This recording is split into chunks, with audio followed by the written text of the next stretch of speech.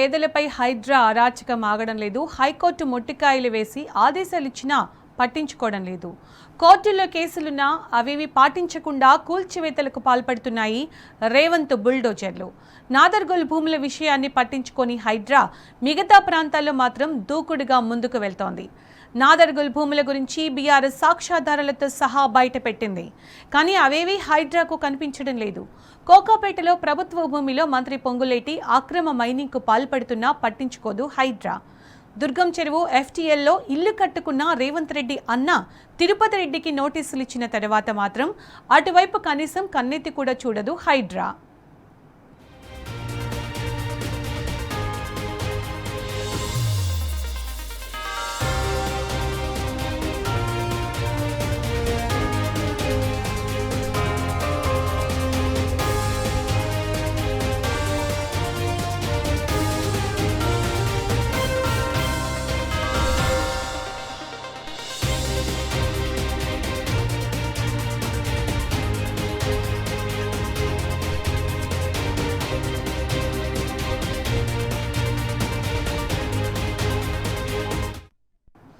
హైడ్రా మరోసారి వీకెండ్ కూల్చివేతలు చేపట్టింది. పేదలపై రాక్షసంగా విరుచుకుపడుతూ వారిని రోడ్డు పాలు చేస్తోంది రేవంత్ సర్కారు.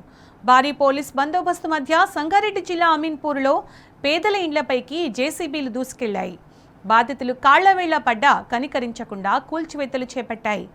ఐలాపూర్ గ్రామ పరిధిలోని సర్వే నెంబర్ 208లో ఉన్న కేఏ రెసిడెన్సీ, క్రిస్టల్ డెవలపర్స్ భవనాల్లో ఉంటున్న నివాసితులను ఖాళీ చేయించి మరీ కూల్చివేస్తున్నారు అధికారులు. 2 జేసీబీలు 2 ప్రొక్లైనర్లతో వేగంగా కూలగొడుతున్నారు.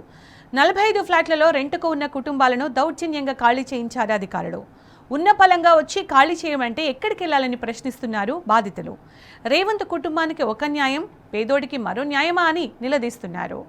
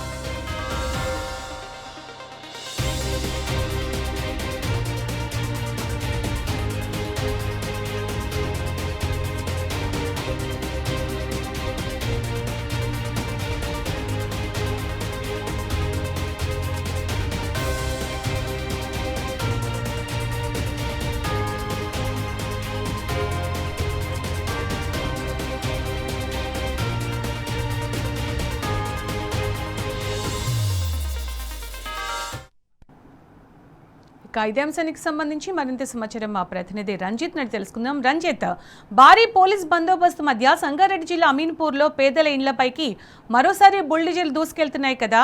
బాధితుల కాళ్ల వేళ్ల పడ్డా కూడా వాళ్ళు కలకరించినట్లని తెలుస్తోంది. ఐలాపూర్ గ్రామ పరిధిలోని సర్వే నెంబర్ 208లో ఉన్న కేఏ రెసిడెన్సీ, అలాగే క్రిస్టల్ డెవలపర్స్ భవనాల్లో ఉంటున్న వాళ్ళని ఖాళీ చేయించి మరీ కూల్ చేస్తున్నట్టు తెలుస్తోంది. అప్డేట్స్ ఏంటి దీనికి సంబంధించి? సునీత, సంగారెడ్డి జిల్లా అమ్నాపూర్ మండలం ఐలాపూర్ గ్రామంలో ఏదైతే 200 సర్వే నెంబర్కు సంబంధించిన దాంట్లో క్రిస్టల్ అపార్ట్మెంట్స్, దాంతో పాటుగా కేఏ రెసిడెన్స్ అనే 2 అపార్ట్మెంట్లు, 48 ఫ్లాట్లకు సంబంధించినటువంటి అపార్ట్మెంట్ని కూడా రేవంత్ రెడ్డి ప్రభుత్వంలో నిర్మించారు. ఆనాటి రేవంత్ రెడ్డి ప్రభుత్వంలో దానికి సంబంధించిన దానిలో రిజిస్ట్రేషన్ కావచ్చు, ఫ్లాట్కి సంబంధించినటువంటి మున్సిపల్ పర్మిషన్లు కావచ్చు, వాటర్ వర్క్ సంబంధించినటువంటి మంచినీటి పర్మిషన్లు కావచ్చు, విద్యుత్ పర్మిషన్లు అన్నీ కూడా అధికారులు డబ్బులు తీసుకొని దానికి సంబంధించినటువంటి వాటికి కూడా ఇచ్చిన పరిస్థితి కనబడుతుంది. 2.5 సంవత్సరాల తర్వాత మేల్కొంది హైడ్రా అధికారులు కావచ్చు, రాష్ట్ర ప్రభుత్వం కావచ్చు. డబ్బులు దండుకున్న వ్యక్తులు ఈరోజు 44 కుటుంబాలు, 48 అపార్ట్మెంట్లోని ఫ్లాట్లు 48 అయితే 44 ఫ్లాట్లను కూడా మెడలు పెట్టి బయట చూసినట్టుగా ఉదయం 6:30 గంటలకు చెప్పి 9 గంటల నుంచి డిమాలిషన్ స్టార్ట్ చేసి వాళ్ళ పరిస్థితి అదమ్య గోచరంగా చేసిన పరిస్థితి కనబడుతుంది. ఇక్కడ స్థానికంగా నాయకులు అడిగి పరిస్థితి తెలుసుకుందాము. అన్న, ఈ యొక్క డిమాలిషన్లు కావచ్చు, ఇక్కడికి బయటికి పంపిస్తే కనీసం తినడానికి తిండి లేక రోడ్ల మీద కూడా పడిగాపులు కాస్తున్న వీళ్ళ విధానాన్ని చూస్తుంటే ఏ విధంగా చూడవచ్చు ప్రభుత్వాన్ని? ఈరోజు హైదరాబాద్ చేస్తున్నటువంటిది ఈ హల్చల్ అనేది ఒక రకంగా ఇక్కడ ఉన్నటువంటి ప్రజల్ని బాగా ఇబ్బంది పెడుతున్నటువంటి పరిస్థితి ఉన్నది. ఒకే వీళ్ళు ప్రభుత్వ స్థలము ఇది అసైన్మెంట్ ఏదైనా కావచ్చు, అనుమతులు లేకుండా నిర్మాణం జరగవచ్చు. కానీ ఆ జరిగిన దాన్ని ఎట్లా ప్రాపర్గా దాన్ని డీల్ చేయాలనేది కాకుండా సడన్గా వచ్చి వాళ్ళందరినీ కూడా బయటేసి వాళ్ళందరినీ ఇబ్బందులు గురి చేయడం అనేది సరైన పద్ధతి కాదు. వాళ్ళకి ముందుస్తూ నోటీసులు ఇవ్వాలి, ముందు ఖాళీ చేయించిన తర్వాత వాళ్ళు వచ్చి వాళ్ళు ఏం డిమాలిషన్ చేస్తే ఏం కాదు. కానీ ఈరోజు దాదాపు 49 కుటుంబాలు ఇక్కడ పొద్దున్నుంచెలు కూడా నీళ్లు లేకుండా, ఈ రోజు ఎండాకాలము నీళ్లు లేకుండా పిల్లలు వాళ్ళ సమానం చదువుకొని ఇప్పుడు రోడ్డు మీదకి ఎక్కడికి పోవాలి, వాళ్ళు మళ్ళీ వేరే ప్లేస్లో వేసుకోవాలంటే ఈ సమానంతా ఎక్కడ వేసుకుంటారు వాళ్ళంతా. కాబట్టి ఇది సరైన పద్ధతి కాదు. హైడ్రా వాళ్ళు ఆలోచన చేయాలి, ప్రభుత్వం ఆలోచన చేయాలి. చేసేదేదో ముందు జాగ్రత్తగా చేస్తే బాగుంటుంది అనేది కూడా మేము తెలియజేస్తాము. అదేవిధంగా ఈ హైడ్రా అనుమతులకు సంబంధించిన దాంట్లో ఇక్కడ అధికారులు అనుమతులు ఇస్తారు, నిర్మాణాలు జరుగుతాయి. నిర్మాణాలు జరిగిన తర్వాత కూల్చివేయడం అనేది సరైన పద్ధతి కాదు. నిర్మాణాలు జరుగుతున్నప్పుడు ఇక్కడ ఉన్నటువంటి అధికారులు ఏం చేస్తా ఉన్నారు, ప్రభుత్వము, ఇక్కడ ఉన్నటువంటి రాజకీయ నాయకులు అందరూ లంచాల కుమ్మక్క ఈ రోజు ఈ నిర్మాణాలు జరిగేదాకా చూసి జరిగిన తర్వాత మధ్యతరగతి కుటుంబాలు ఇక్కడ ఏదో తక్కువ రెంట్ కనో ఏదో పద్ధతిలో ఇక్కడ వాళ్ళకు అనుకూలంగా ఉంటుందని చెప్పి ఇక్కడ రెంట్లకు వచ్చి కొనుక్కొని ఉంటున్నటువంటి పరిస్థితి కూడా ఉన్నది. ఇట్లాంటి పరిస్థితుల్లో ఏదేమైనా ఈ పద్ధతుల్లో ఖాళీ చేయించి ప్రజలను ఇబ్బంది చేయడం అనేది సరైనది కాదనేది మా భావన. ఈ హైడ్రా వచ్చేసి ఇప్పుడు నార్దర్పూర్లో సంబంధించిన 373 ఎకరాల భూమి పొంగులేటి శ్రీనివాసరెడ్డి కొడుకు ప్రభుత్వ భూమిని కబ్జా చేసి కూడా దాన్ని రిజిస్టర్ చేసుకుంది. 40 సంవత్సరాల కాంచి వ్యవసాయం చేసుకున్న వాళ్ళందరూ కూడా బయటికి వెళ్ళగొట్టారు. బట్ అక్కడ హైడ్రా అనేది ప్రత్యక్షం కావట్లేదు. ఇక్కడ చూసుకున్నట్లయితే ఇటు మాదాపూర్ వైపు చూసుకున్నట్లయితే మాదాపూర్ దగ్గర కూడా ఎక్కడ కూడా చూసిన హైటెక్ సిటీ ప్రాంతంలో ఒక గజం 2 లక్షలు అక్కడ కూడా హైడ్రా ఇన్వాల్వ్ కావట్లేదు. ఈవెన్ రేవంత్ రెడ్డికి సంబంధించిన అన్నది కూడా ఎఫ్టీఎల్లో ఉన్నది అని చెప్పేసి నోటీసులు ఇచ్చారు, అది కూల్చివేతలు చెప్పచ్చు. కానీ ఇక్కడ ఏ నోటీసులు ఇవ్వకపోవడానికి గల ఆంతర్యం ఎలా చూడవచ్చు ప్రభుత్వాన్ని? అంటే ప్రభుత్వం ఒక సంస్థను ఏర్పాటు చేసిందంటే ప్రజలందరికీ న్యాయంగా ఉండాలి. రాజకీయ నాయకులకు, ప్రభుత్వంలో ఉన్న వాళ్ళకు ఒక రకంగా, ప్రతిపక్షంలో ఉన్న వాళ్ళకి ఒక రకంగా కక్షపూరితమైన ధోరణి అనేది సరైనది కాదు. ఏదేమైనా ఇక్కడ గవర్నమెంట్కి వ్యతిరేకంగా ఉన్న వాళ్ళ మీద కక్షపూరితంగా చేస్తా ఉన్నారా? ఇప్పుడు మంత్రులైనా ఇట్లాంటి వార్తలు చాలా వస్తూ ఉన్నాయి. ఎవరు ఏదైనా హైడ్రా అనేది ప్రభుత్వం నిర్ణయించినటువంటి సంస్థ. ఈ సంస్థ ప్రజలందరికీ ఒకే రకంగా ఉండాలి. ఏదో అధికారంలో ఉన్నోళ్ళు కావచ్చు, ప్రతిపక్షంలో ఉన్నోళ్ళు కావచ్చు, లేదు పేద ప్రజలు ఉన్నారు, మధ్యతరగతి వాళ్ళు అనేక మంది ఉన్నారు. వాళ్ళందరికీ కూడా సరైన న్యాయం చేసే పద్ధతిలో ఉండాలి. ఎవరైనా ఫస్ట్ పెద్దవాళ్ళ మీద మనం చర్యలు తీసుకోవాలి. చిన్న వాళ్ళకి నోటీసులు ఇస్తే వెళ్ళిపోతుంది. పెద్దవాళ్ళ మీద చర్యలు తీసుకోవాలి. ఏదేమైనా మంత్రులైనా, ఎమ్మెల్యేలైనా, ఎవరి మీదైనా అలాంటిది అందరికీ ఒకే రకమైనటువంటి చర్యలు ఉండాలనేది మేము భావిస్తా ఉన్నాం. ప్రభుత్వం చేసేటువంటి సరైనది కాదు ఇది. అంటే మనం చూసుకున్నట్లయితే ఇక్కడ లోకల్లో ఉన్న వాళ్ళు ఉదయం నుంచి కూడా డిమాలేషన్ చెప్పేసిన తర్వాత వాళ్ళందరూ బయటికి తీసుకొచ్చేసి సామాన్లను లిఫ్ట్ చేసుకుని కూడా కిందికి తీసుకొచ్చి విజువల్ మనం చూడొచ్చు. అంటే వాళ్ళని ఉదయం నుంచి తీసుకొచ్చినటువంటి సమాన్ అంతా కూడా కిందికి రావడం జరిగింది. కానీ ఇక్కడ ఉన్న సమాన్తో పాటుగా వీళ్ళు ఎక్కడికి వెళ్ళాలి, వీళ్ళు నెక్స్ట్ అంటే వీళ్ళు సమానంతా తీసుకొని పోయి మళ్ళీ ఎక్కడికి వెళ్ళి ఎక్కడ ఉండాలనేది కూడా వాళ్ళందరికీ ప్రశ్నార్థకంగా మారింది. ఎందుకంటే ఒక ఇల్లు చూసుకోవడానికి వాళ్ళకు ప్లేస్ లేకపోవడం, మళ్ళీ వాళ్ళు ఇబ్బందులు పడడం. అంటే ఇక్కడ నుంచి వేరే రూమ్కి వెళ్తే నెలవారీగా వాళ్ళకు వచ్చే డబ్బులు ఏదైతే ఉన్నాయో ఆ డబ్బులు చూసుకోవాలి. ఆ డబ్బులు చూసుకున్న తర్వాత నెలవారీ మిత్రులని అంటే వాళ్ళకు వచ్చిన శాలరీస్ ఎట్లు ఉన్నాయో ఆ శాలరీస్ కనీసము వాళ్ళకు సమయం కూడా ఇవ్వకుండా, అంటే మీకు ఇక్కడ వాళ్ళకి ఇన్ఫర్మేషన్ కూడా లేదండి. ఆ ఓనర్ ఉంటే ఎక్కడో ఉంటారు, వీళ్ళకి టెనెంట్స్ వాళ్ళకి అందరు చెప్పాలి కదా. ఆల్ టెనెంట్స్ పాపం ఎక్కడో వచ్చి 10,000 5,000 జాబ్ చేసుకుంటూ వచ్చేసి ఇక్కడ ఉన్నోళ్ళు వాళ్ళు ఎటు పోవాలి? ఇప్పుడు స్పాట్లా ఎక్కడెక్కడో ఊళ్ళో పోయిన వాళ్ళు వచ్చారు. ఏం కావాలి వాళ్ళంతా? ఇదంతా ఎవరు పేరు చేస్తారు? ఆ ఓనర్ లేదు, రెస్పాన్సిబిలిటీ లేదు, సూపర్వైజర్ లేదు, చెప్పే తెలియదు. 1 వీక్ 10 డేస్ ముందు నోటీస్ ఇచ్చినప్పుడు టెనెంట్స్కి అందరు చెప్పాలి కదా.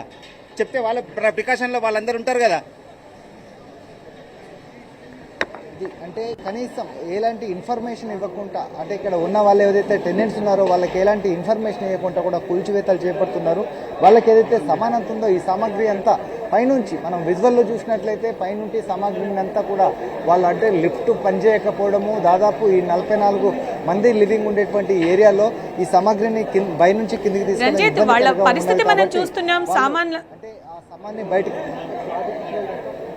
రంజిత్ మనం చూస్తున్నాం. అంటే వాళ్ళంతా కూడా సామాన్లంతా కిందకి దించుకుంటున్నారు, వాళ్ళకి టైం కూడా ఇవ్వలేదన్నారు. ప్రస్తుతం వాళ్ళ పరిస్థితి ఏంటి? వాళ్ళు ఎటు వెళ్ళే అవకాశం ఉంది? వాళ్ళకి ఏమైనా ఇంకో ప్లేస్ చూపించారా? వాళ్ళంతా ఏమంటున్నారు? ఉదయం 6:30 గంటలకు హైడ్రా అధికారులు స్థానిక పోలీసులందరూ కలిసి ఇక్కడికి ఘటన స్థలం అంటే ఏదైతే జరుగుతుందో ఇక్కడ ఈ డిమాలేషన్ దగ్గరికి వచ్చి ప్రతి ఇంటికి వెళ్ళి వాళ్ళకు డోర్ తట్టి డిమాలేషన్ చేస్తాం, వాళ్ళకి సంబంధించింది గంటలో తీసుకోవాలని చెప్పారు. చెప్పిన తర్వాత ఉదయం 9 గంటలకు డిమాలేషన్ స్టార్ట్ చేస్తే కనీసం వాళ్ళు ఒక 25 to 30% వరకు కూడా డిమాలేషన్ అంటే ఏదైతే సామాన్ బయట తీసుకున్న పరిస్థితి లేదు. చెప్పిన గంటలో వాళ్ళు తీసుకున్నటువంటి వంట సామాగ్రి కావచ్చు, ఇంట్లో బెడ్రూమ్లకు సంబంధించినటువంటి సామాగ్రి, బెడ్లు కావచ్చు, ఏసీలు, ఫ్రిడ్జ్లు అవన్నీ బయటికి రావడానికి సమయం పడుతుందని చెప్పినా కోరకుండా కూడా డిమాలేషన్ చేస్తున్నారు. చేయడంతో అంటే ఒకటే లిఫ్ట్ ఉండడము, లిఫ్ట్ పార్క్ వచ్చేసి 44 కుటుంబాలు కిందికి రావడం అంటే ఇబ్బందికరంగా ఉన్న విషయం అనేది. మరోవైపు చూసుకున్నట్లయితే ప్యాకర్స్ మూవర్స్ దగ్గరికి వెళ్తే అధిక మొత్తంలో వాళ్ళు డబ్బులు అడుగుతున్నారని, కనీసం ఇక్కడికి ఒక వెహికల్ రావాలన్నా, ఒక డీసీఎం రావాలన్నా, ఒక లారీ రావాలన్నా, ప్యాకర్స్ మూవర్ రావాలన్నా 1000 రూపాయలు అడుగుతున్నారు. 1000 రూపాయలు ఇవ్వడంతో పాటుగా ఆ సామాన్ తీసుకొని ప్రత్యామ్నాయంగా ఎక్కడికి వెళ్ళాలి, మేము ఎక్కడ అంటే లివింగ్ ఉండడానికి మళ్ళీ ఒక ఇల్లు చూసుకోవాలి, ప్రత్యామ్నాయ మార్గం చూసుకోకముందే, నోటీసులు ఇవ్వకముందే డైరెక్ట్ ఇంట్లో నుంచి బయటికి పంపిస్తే మా యొక్క పరిస్థితి ఏందని కూడా వాళ్ళు అడుగుతున్న పరిస్థితి కనబడుతుంది. మనం విజువల్లో చూసుకున్నట్లయితే వాళ్ళందరూ అంటే ఇప్పుడు ప్రస్తుతానికి వచ్చేసి అపార్ట్మెంట్ సెల్లార్ భాగం ఏదైతే ఉందో సెల్లార్ భాగంలో కూడా వాళ్ళకి సంబంధించినటువంటి సమగ్రంతా పెట్టిన తర్వాత మళ్ళా ఒక 3 గంటల తర్వాత కూడా మళ్ళీ డిమాలిషన్ చేపడతామనే భయంతో ఇవన్నీ తీసుకొని పోయి రోడ్డు మీద పెట్టుకుంటున్నారు. అంటే ఇక్కడ ఆస్కారం లేదు, అక్కడ ఆస్కారం లేదు, ఉండటానికి ఆస్కారం లేదు, తినడానికి ఆస్కారం లేకుండా వాళ్ళు ఇబ్బందులు పడుతున్న పరిస్థితిని మనం చూడవచ్చు. ఒక కుటుంబానికి సంబంధించిన విజువల్స్ మనం చూసినట్లయితే ఈ యొక్క ఫ్యామిలీకి సంబంధించినటువంటి వాళ్ళ సామాగ్రిని, ఆ సామాగ్రి అంతా తీసుకొచ్చుకొని ఇక్కడ పెట్టుకున్నారు. ఈ సామాగ్రిని ఇక్కడ నుంచి తీసుకొని మళ్ళా ఎక్కడికి వెళ్ళాలి, అక్కడ నుంచి పైకి వచ్చినటువంటి సామాన్ కావచ్చు, ఇక్కడ ఉన్న సామాన్ కావచ్చు, ఈ సామాన్ అంతా తీసుకొని ఎక్కడికి వెళ్ళాలని వాళ్ళు రోడ్డు మీద వాళ్ళ భార్య పిల్లలందరి గురించి ఇక్కడ కూర్చున్న పరిస్థితి కనబడుతుంది. అంటే వీళ్ళకు కనీసం అంటే ఒక 2 రోజుల వ్యవధి, 3 రోజుల వ్యవధి, లేకపోతే వాళ్ళకి సంబంధించినటువంటి ఫర్నిచర్ అవన్నీ చదువుకునే సమయం కూడా ఇవ్వకుండా ఇక్కడికి వచ్చి సామాగ్రిని కనబడుతుంది. ఇక్కడ కనీసం ఏంటంటే ఉదయం నుంచి అమ్మ ఈ ఐటమ్స్ మొత్తం కూడా మీయేనమ్మా, మీరు ఇక్కడ ఎన్ని రోజుల కాంచి ఉంటారు, మీకు ఇక్కడ అధికారులు ఎప్పుడు బయటికి వెళ్ళమని చెప్పారు? నేను కాదండి, మా బాబు వాళ్ళు మార్నింగే చెప్పారు. అంటే మీరు ఏదైనా బిల్లు ప్రత్యామ్నాయంగా వేరే చూసుకున్నారా? ఏం లేదు. అంటే వాళ్ళకి ఏదైతే సమాన్ మొత్తము వాళ్ళ యొక్క కొడుకు దగ్గరకు వచ్చింది, వాళ్ళకి సంబంధించినటువంటి అయితే ఇక్కడ మనం చూస్తున్నటువంటి ఇక్కడ ఈ ఫర్నిచర్ కావచ్చు, దీనికి సంబంధించిన సామాగ్రి మొత్తం కూడా వాళ్ళ కుటుంబానికి సంబంధించింది. కనీసం వాళ్ళ కొడుకుకి సమాచారం ఉదయం ఇచ్చేసిన తర్వాత ఈ సమాన్ అంతా తీసుకొని తల్లి కావచ్చు, వాళ్ళ భార్యాభర్తలు వెళ్ళడానికి వేరే ఉండడానికి, కనీసం వాళ్ళు బ్రేక్ఫాస్ట్ చేసుకోవడానికి కూడా లేని పరిస్థితి అనేది కూడా కనీసం కూడా అంటే ఒక్కసారి అమ్మతో మాట్లాడే ప్రయత్నం చేద్దాం. అమ్మ, ఈ యొక్క విధానాన్ని కనీసం మీకు అంటే మీ బాబు ఇల్లు కోసం తిరుగుతున్నాడు, మీరు ఇక్కడ సామాగ్రితో ఇప్పటివరకు టిఫిన్ లేదు, దీన్ని ఎలా చూడవచ్చు? ఇది చాలా అమానుష్యమైన చర్య. ఇది ఇలా చేయడం మంచిది కాదు. ముందే మనకు ఏమైనా హెచ్చరిక ఇచ్చుంటే మేము ముందే ఖాళీ చేసేవాళ్ళం. మీరు ఏమైనా టిఫిన్ టైంలో చేశారమ్మా? మార్నింగ్ నుంచి ఏం చేయలేదు. కనీసం కొడుకు బయటికి వెళ్ళేసి అక్కడ కనీసం రూమ్ చూసుకోవడానికి బయటికి వెళ్ళాడు, తినడానికి తిండి లేదు, కనీసం కూర్చోవడానికి స్థలం లేదు. అంటే ఇదే విధంగా బయటికి పంపించడం అనేది కూడా చాలా అవమానిష్టమని కూడా ఆ కుటుంబ సభ్యులు చెప్తున్న పరిస్థితి కనబడుతుంది. మనం విజువల్లో చూసినట్లయితే ఒక ఇక్కడ సంబంధించిన ఒక దండయాత్ర లాగా కూడా ఇక్కడ ఒక యుద్ధాన్ని తలపిస్తున్నట్టుగా ఉంది. ఎందుకనంటే ఇక్కడ మనం ప్రతి విజువల్ చూడొచ్చు, ఇటువైపు పోలీసులు, అటువైపు వచ్చేసి హైడ్రా అధికారులు, వీళ్ళందరి మధ్యన వచ్చేసి వాళ్ళు తీసుకొచ్చినటువంటి సామాగ్రి, ఆ సామాగ్రి అంతా తీసుకొచ్చేసి ఇక్కడ బయట పెడితే వాళ్ళు ఎవరికి చెప్పలేని పరిస్థితులలో కనబడుతుంది. అన్న, ఇక్కడ మీరు లోకల్లో ఉన్నారు, ఈ యొక్క అంటే వీళ్ళ కనీసం వీళ్ళు బ్రేక్ఫాస్ట్ లేదు, ఏమీ లేదు, తినడానికి కూడా ఏం లేదు. దీన్ని ఏ విధంగా చూడవచ్చు? మీరు తెచ్చిపెట్టవచ్చు కదా ప్రెస్ వాళ్ళు, మీరు ప్రెస్ వాళ్ళు తెచ్చిపెట్టవచ్చు కదా. ఇది మీరు రైతులు ఆకలి సాగు వస్తాడు కోరు ఇటువంటి దానికి వచ్చి ఇదే 600 మంది రైతులు నాగర్గోల్లో వచ్చేసి వాళ్ళకి సంబంధించినటువంటి ఏదైతే ఉందో దాడికాడికి వెళ్ళేసి నిన్న సాయంకాలం నాగర్గోల్లో 600 రైతులకు సంబంధించినటువంటి భూములు లాక్కుంటే అక్కడ ప్రశ్నించింది టీ న్యూస్, వాళ్ళకు అడ్డంగా నిలబడ్డది. కానీ ఇక్కడ ఏంటంటే వీళ్ళకి సంబంధించిన దానికి కనీసం నోటీస్ హెల్ప్ చేస్తున్నాం. మా దగ్గర అపార్ట్మెంట్ మా అన్న మాట్లాడతాడు. అపార్ట్మెంట్ అదేం లేదు లేదండి. చెప్పు మా అన్న మాట్లాడతాడు, మా అన్న మాట్లాడమని. అపార్ట్మెంట్కు సంబంధించిన వాళ్ళందరూ కూడా వాళ్ళకు సంబంధించినటువంటి అపార్ట్మెంట్కు సంబంధించిన వాళ్ళందరూ కూడా వాళ్ళకు ఏదైతే హెల్పింగ్ చేయడానికి కూడా ఉంటున్నామంటారు. కాకపోతే అక్కడ రైతులు ఆకలి చావు చేస్తుంటే కనీసం ఏ మీడియా కూడా పట్టించుకోవట్లంటారు. కానీ నాగర్గోల్కు సంబంధించినటువంటి రైతుల పక్షాన పోరాడింది టీ న్యూస్. వాళ్ళందరికీ వాళ్ళందరికీ సంబంధించిన విషయంలో కూడా పోరాడింది టీ న్యూస్.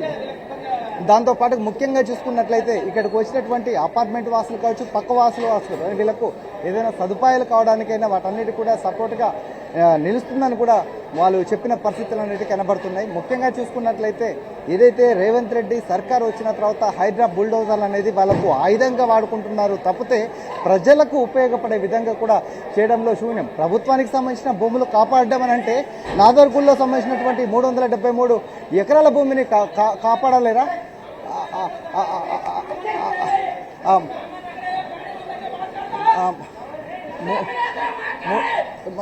ఇక్కడ మనకు చూసుకున్నట్లయితే విజువల్లో చూసుకున్నట్లయితే